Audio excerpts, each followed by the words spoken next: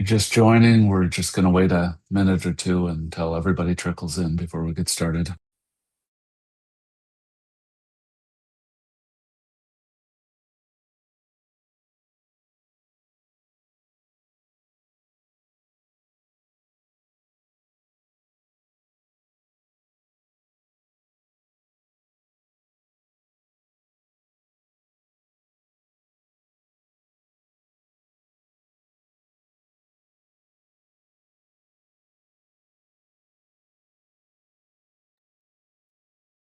Okay, I think we'll go ahead and get started. Welcome, everybody, to this session. We'll give introductions in just a minute, but let's get through the front material here. This is a talk by Canary Speech, turning Zoom RTMS streams into voice-based health insights. And I've been asked to review the safe harbor statement with everybody, just that if you take a minute to review it and remember that everything that's forward-looking here has all these asterisks next to it. All right, so we'll go ahead and get started. I'm Nate Blaylock. I'm the CTO at Canary Speech. Just as a quick background, I actually came from a background in speech and AI.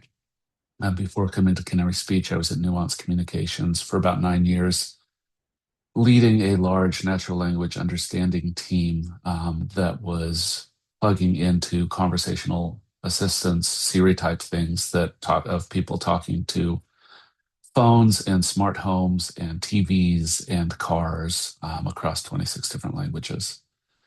David, do you want to go ahead and introduce yourself? Yeah, thanks, Nate. I'm David Brown. I'm the VP of Engineering at Canary Speech. I lead our engineering team. It's the team that's responsible for building the platform, making sure it's safe and stable and secure.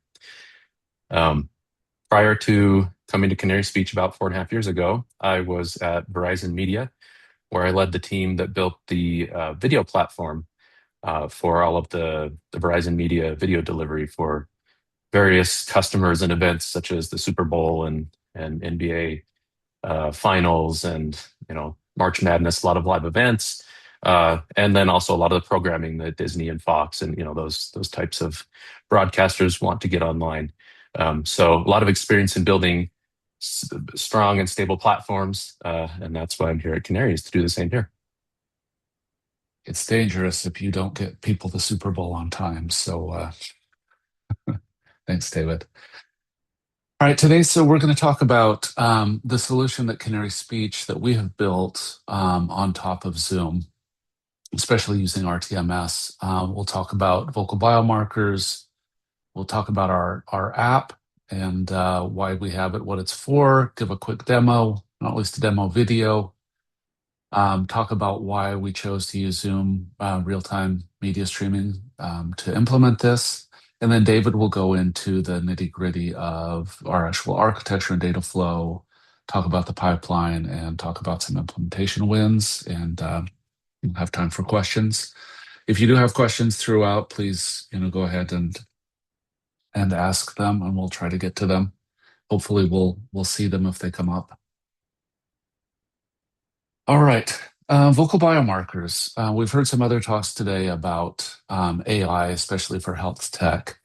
Vocal biomarkers are an analysis of voice features that correlate to a disease or other human conditions.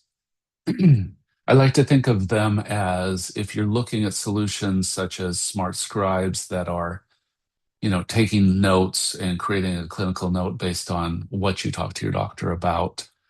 They're looking at what you said. Canary Speech is actually looking at how you said it, because the way we speak actually influences and gives signs into a variety of diseases and other things that are going on. We look at a variety of things such as depression, anxiety, overall wellness, Alzheimer's disease, Parkinson's disease, Huntington's disease. We're actually developing a model right now for an objective measurement of pain. Everything that comes from just a sample of spontaneous speech. Speech, it turns out, is one of the most, if not the most complicated human activity that we do in terms of the coordination that needs to happen between the cognitive side, where in your brain, second to second, you're actually thinking about what you want to say, and then turning that into actual sounds through all of the orchestration of different muscle groups, air coming out of your lungs, your tongue placement, um, your teeth placement, things like that, and then morphing, millisecond to millisecond into different sounds. It's very complex, and there's a lot of information in there. One of the great things about vocal biomarkers is that it's objective, right? So we actually ignore the layer of what people are saying. So someone can come in and say, "Today's a great day. It's the best day of my life," and something in their voice may belie that.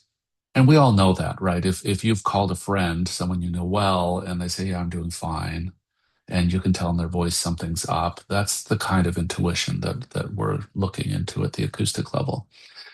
So it's objective. The other thing is that it's non-intrusive.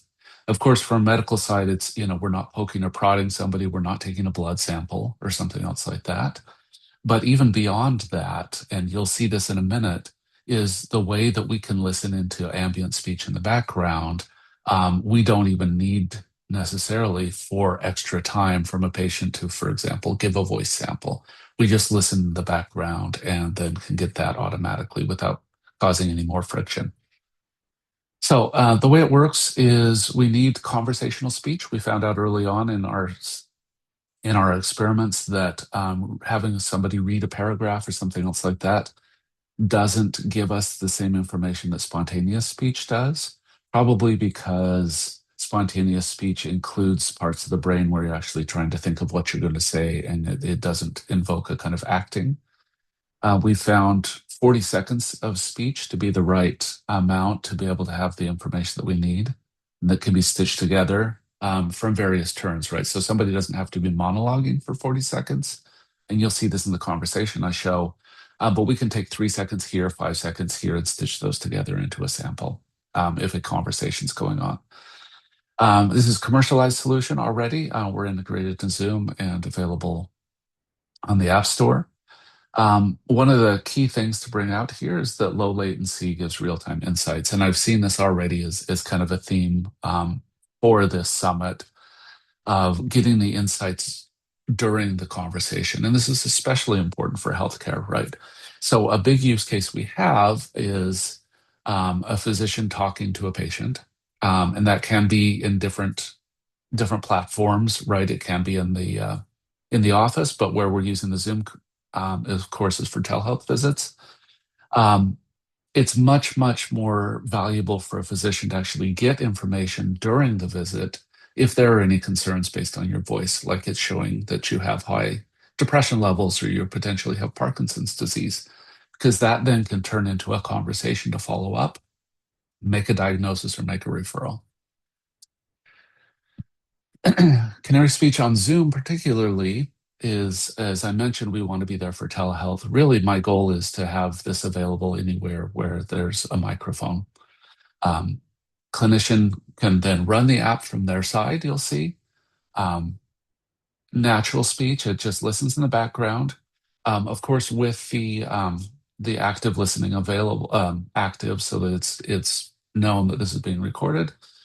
No extra time is needed to collect a voice sample. And then we get results in near real time, right? Once the 40 seconds of patient voice has been collected, it only takes seconds for us to return and it's results that can be then viewed by the physician.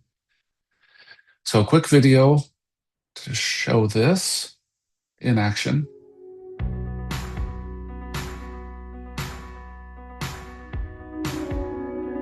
And this is just a fake patient, right? We're not showing real patients here. Good morning, Kenan. My name is Dr. Shu. How are you today? I'm good, thank you. How are you? Great. Before I begin, I'm hoping it's okay if I turn on a screening tool that I can use to help me in my work while we're talking today. It listens to what you're saying and can help me with certain diagnoses So we're going that to I get can look consent, of course, from the no problem. patient. Okay, one moment. And you can see here, it's a little small, but you can see him turning on or activating the Canary app. It then leads to a screen where, and this is one of the great things about RTMS as well, it gives us separate audio streams for each participant. So the doctor here can select which participant he wants to actually screen. In this case, it's Kenan. And then he gets a menu here of different types of screenings that are available. So I'm going to help look for behavioral and cognitive issues while we're talking today. And I believe you've scheduled this appointment today because you've been having some trouble speaking. Please tell me about that. Yeah, so lately I have been having trouble sleeping. This has probably been going on for like 2 months now. Basically, it's been taking me over an hour to fall asleep at night. I'm having multiple wake ups kind of throughout the night, and it takes a long time to fall asleep again. Sometimes I wake up and I don't know, maybe a little bit anxious. It takes a bit to fall asleep again, and then I don't know, around maybe 4 a.m. I have a hard wake up. I'm fully unable to fall back asleep again, and it's been very difficult because I'm tired throughout the day, and that's obviously affecting me throughout the rest of my day. Understood. Have you been having any changes in your life lately? Any stressors? Yeah, so I would say. Okay, I'm going to pause here. So you can see this is just a natural conversation, the kind that you would have when you're talking to your doctor. Canary Speech is listening in the background. This panel, this app panel, of course, is only visible to the doctor. It's not visible to the patient. And then just automatically, when enough data is available, you see here that the Canary results have popped up. In this case, again, the text is very small, but it shows that it did not find any indications of the voice of behavioral health problems such as anxiety or depression, as well as no indications of cognitive problems such as Alzheimer's or mild cognitive impairment. And then the doctor can use this information. It's a clinical decision support tool.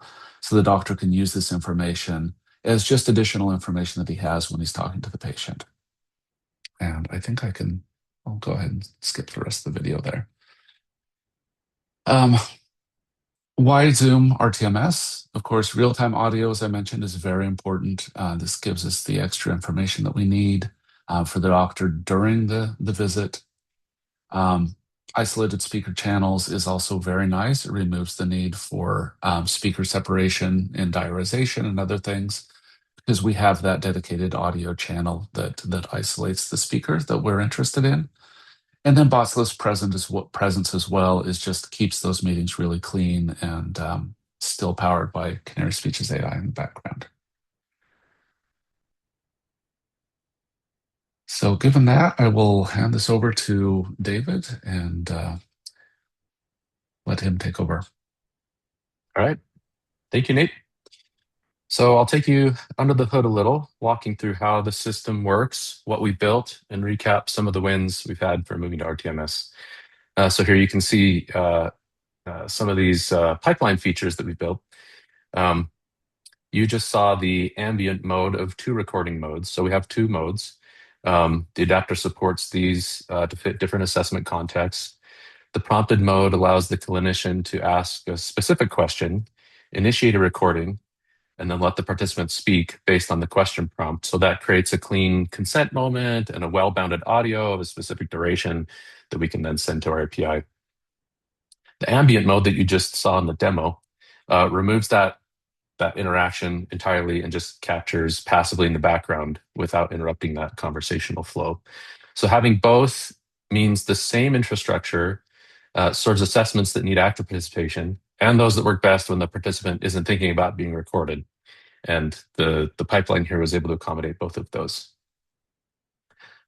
As far as real-time voice assessment is concerned, there are a number of activities that take care of this. So there's a session initialization that happens before anyone ever taps a button.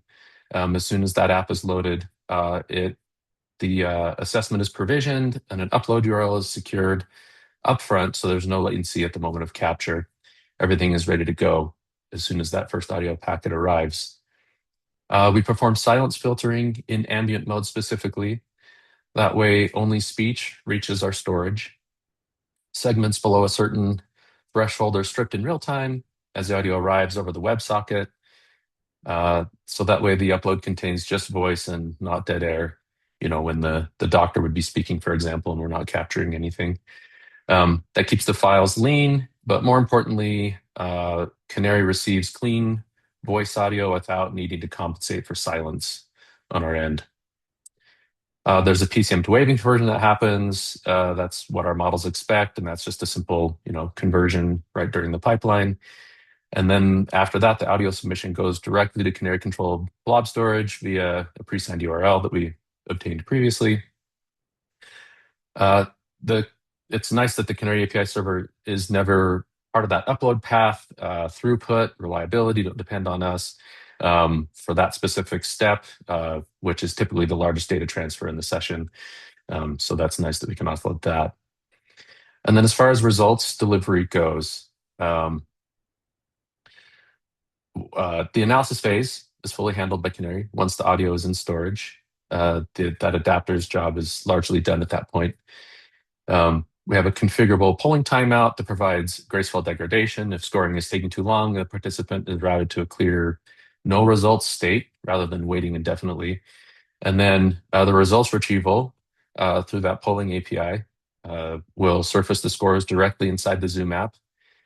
And no page navigations, no context switch. It's a nice, smooth experience. The visualizations throughout all of that experience are survey configurable. We call it a survey. So that same delivery mechanism serves any assessment type Canary supports without changes to the adapter. It's all driven by that configuration. All right, next slide, please.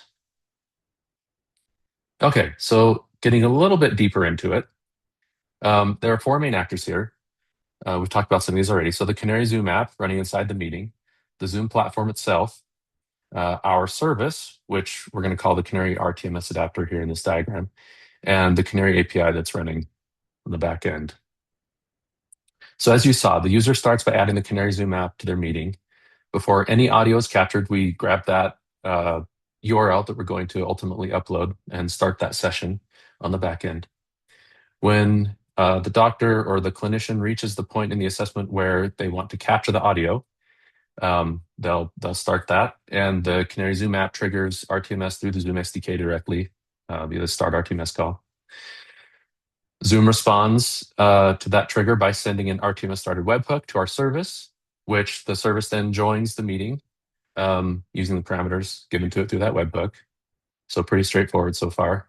And then that establishes that WebSocket connection to our service. At that time, the Zoom app, we also open a server sent events SSE connection to the Canary RTMS adapter because that's the channel we'll use to push state updates back in real time to the front end.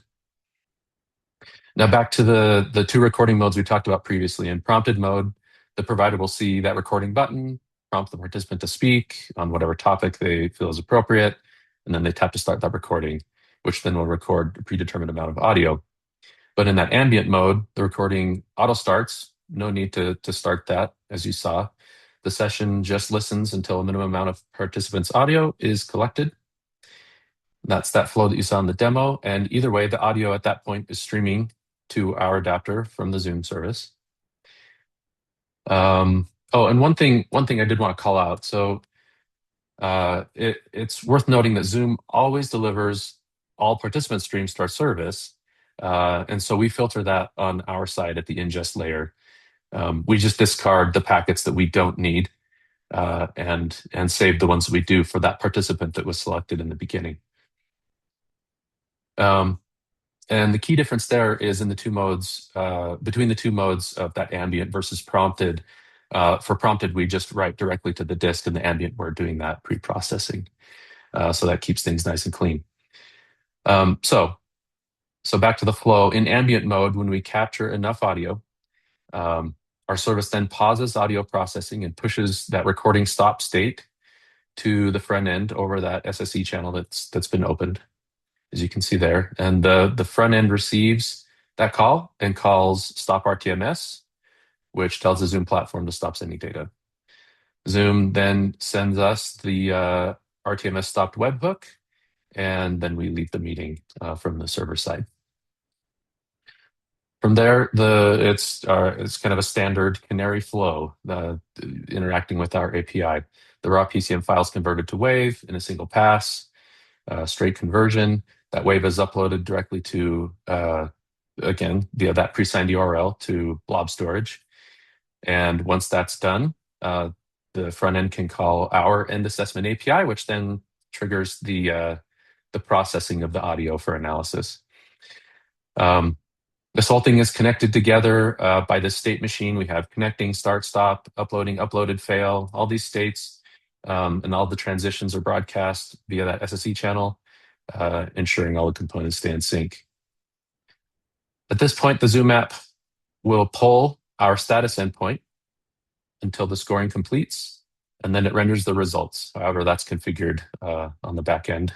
It's once those scores are there, and it just shows up in the meeting without any page navigation there for the clinician to see, like you saw in the demo.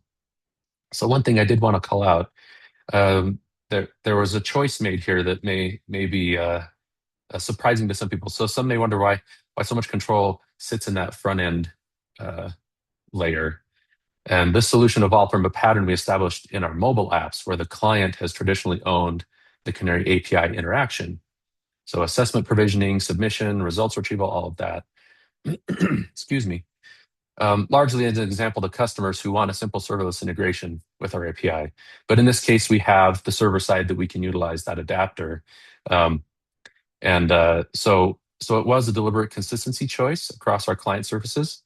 However, because the browser context does carry different security trade-offs when it's being used within a browser, we're actively evaluating moving orchestration into the adapter service as this deployment scales. But the great thing is that Zoom RTMS solution gives us that flexibility to build our solution using the approach we need. So I see a question here. Where do the results get into the health record management system? That's a good question. So we are largely a API first, and then we build products like this, like the Zoom app, to build on top of that API for customers who utilize Zoom. The EHR integration normally happens. So there are two answers to this. One, we can configure direct integration into EHRs based on the client's need. So if they want us to, we can push directly into the EHR. We just need to work with their hospital or their network or whatever, whoever it is, their IT group to push those directly in.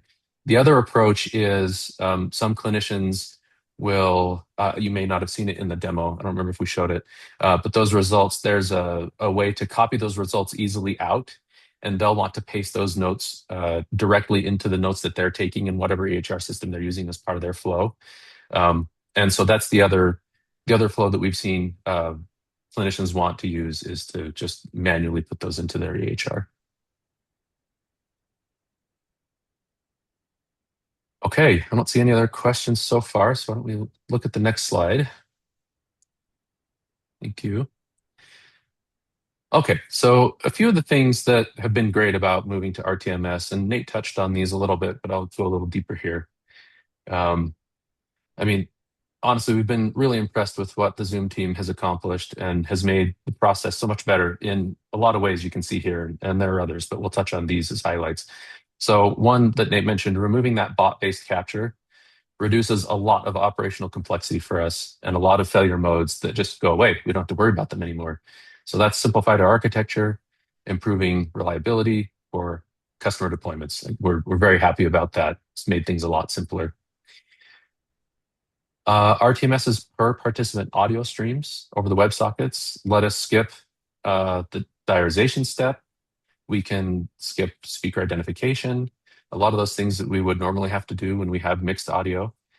We can feed that clean, low latency speaker isolated channels directly into our adapter.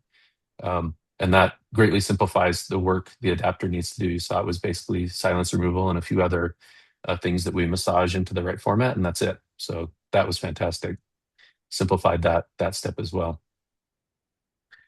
One thing that we're looking forward to potentially using, we're not quite yet, but the structured media that comes in the event metadata from RTMS would make it straightforward to correlate speech, timing, participant context, and our analysis pipeline. That's something that we would look to incorporate in future analysis workflows. So we're excited about that.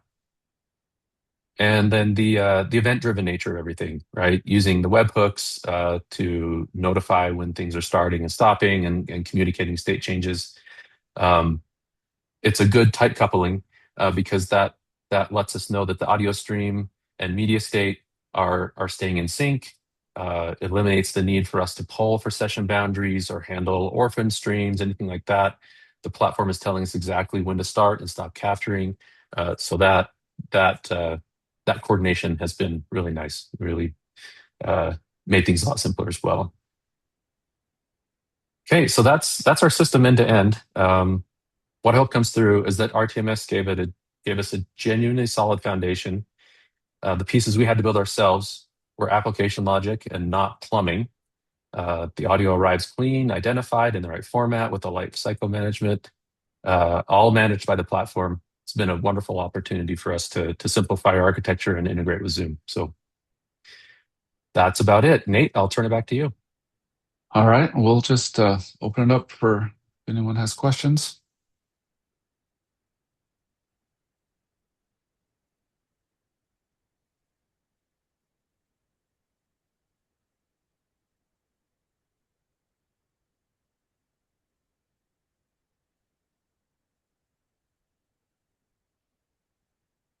All right, if there are no more questions, oops, something came in.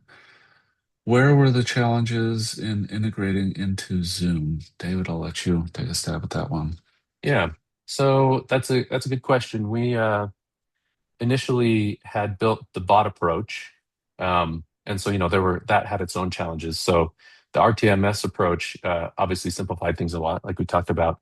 Some of the challenges there, I would say, probably stemmed from the fact that we were early partners in this journey. We worked with pre-releases of RTMS, and things were changing, but we knew that was going to happen. And so I wouldn't say there were necessarily, now that things are in the state they're in now, um, uh, things are really smooth, right? And so I think a lot of the challenges that we dealt with were just a little bit of a moving target because it was pre-release, but we expected that. So yeah, nothing too big to report on that front. Okay, I don't see any more questions coming out, so appreciate everybody being here, and please reach out on LinkedIn or other places if you're interested in learning more about Canary Speech. We'll go ahead and end there.